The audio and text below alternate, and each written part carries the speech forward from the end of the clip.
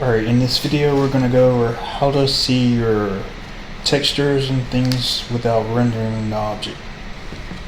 So what you want to do is go to like edit, preferences, and then down to key map and select this box here.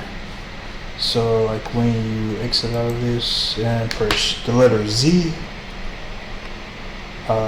you will see material preview if you actually were to have one.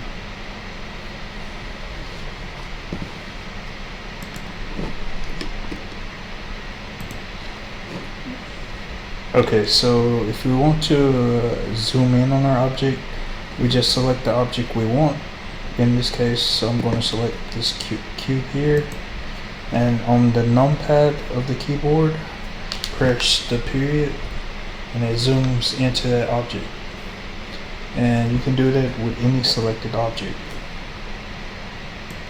Okay, so G is to grab. So click with the mouse and you can grab. If you press Y, it goes on the X. X for X-axis. Let's say we want to select.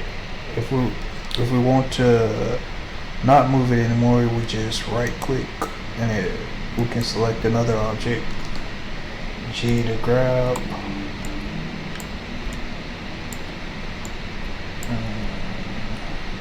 G is grab.